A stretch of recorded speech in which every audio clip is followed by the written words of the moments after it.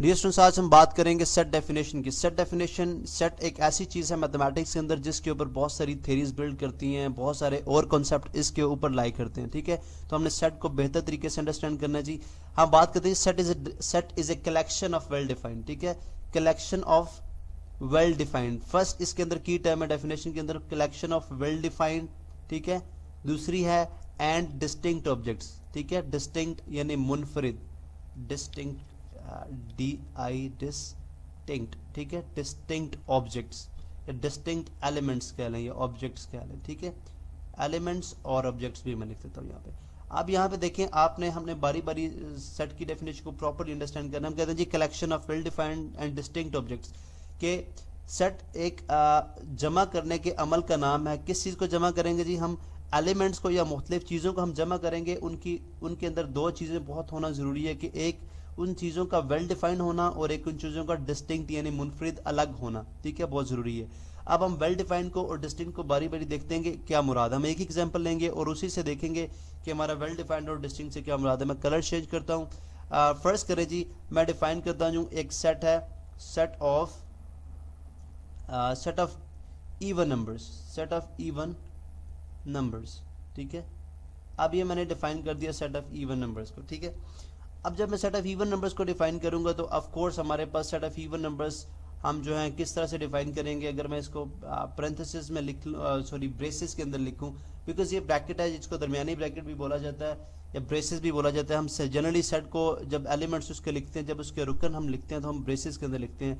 ठीक है, इस पर हम बात करेंगे, लेकिन फिलहाल हम जो है डेफिनेशन एग्जाम्पल की बात करते हैं कि हमारे पास सेट ऑफ इवन नंबर्स में जैसे है लेट्स से 0, ठीक है, +-2 +-4। अब ये वाले सेट की डेफिनेशन आपने 8th क्लास में पढ़ी है कि सेट ऑफ इवन नंबर्स क्या होते हैं, वो नंबर जो 2 पे डिवाइड होते हैं। ठीक है, तो ये हमारे सेट ऑफ इवन नंबर्स हैं। ठीक है, अब देखें ये हमने एक सेट को डिफाइन किया। इसके अंदर आप अगर देखें, अगर इस सेट को मैं थोड़ा सा ओपन करूं, ठीक है, तो इसके अंदर पॉजिटिव वाले इवन नंबर्स भी हैं और नेगेटिव वाले इवन नंबर, यानी पॉजिटिव वाले राइट साइड पे आ जाएंगे, 0 से लेफ्ट साइड पे नेगेटिव वाले। ठीक है, अभी हम देखते हैं कि वेल डिफाइंड, जब मैंने बोला जी सेट ऑफ इवन नंबर, जब मैंने लफ्ज इवन इस्तेमाल किया तो यहां से जो कॉमन फैक्ट, जो वहां से जो एलिमेंट है डिफाइन करने का कि वेल डिफाइंड, ये बिल्कुल क्लियर हो जाता है। अगर मैं सिंपली बोलूं कि सेट ऑफ नंबर्स, ठीक है, अब सेट ऑफ नंबर्स के अंदर हर तरह का नंबर उसके अंदर आ सकता है, 1 2 3 4 5, चाहे वो इवन हो, ऑड हो, rational, irrational, natural, whole numbers, कुछ भी।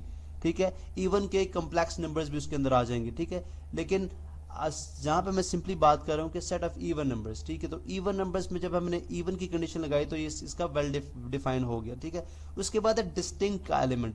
अब डिस्टिंक्ट से क्या मुराद है? डिस्टिंक्ट से मेरी मुराद ये कि कोई भी एलिमेंट इसके अंदर रिपीट नहीं हो सकता। जैसे अगर मैं लिखूं कि अगर मैं लिखता हूं जी, एक हमारे पास सेट ऑफ इवन नंबर्स को मैं ऐसे लिखता हूं, लेट्स सपोज इसी चीज को अगर मैं दोबारा से लिखूं तो मैं लिखूं जी 0 +-2 +-4 +-2 एंड सो ऑन। ठीक है, और अगर आप देखें तो अब यहाँ पे ये सेट नहीं है, क्योंकि इसके अंदर अगर आप देखें कि +-2 जो है यहाँ पे भी है और +-2 जो है वो यहाँ पे भी है, तो इसका मतलब है कि इसके एलिमेंट्स जो हैं डिस्टिंक्ट नहीं है, मुनफरिद नहीं है, यानी एलिमेंट रिपीट हो रहे हैं। ठीक है, एलिमेंट्स इसके अंदर रिपीट हो रहे हैं। अभी लेटेस्ट जो डेफिनेशंस हैं, लेटेस्ट रिसर्चेस हैं, वो ये बात कर रही है कि एलिमेंट्स रिपीट हो सकते हैं, लेकिन हम चूंकि अगर उस फ्रेम ऑफ रेफरेंस के अंदर बात की जाए तो हमें मैथमेटिकल बहुत सारे कॉन्सेप्ट्स चेंज करने पड़ेंगे, इसलिए हम जो है यही डेफिनेशन है जिसके ऊपर पूरी थ्योरीज बेस करती है, हम इसी पे कंसंट्रेट करते हैं।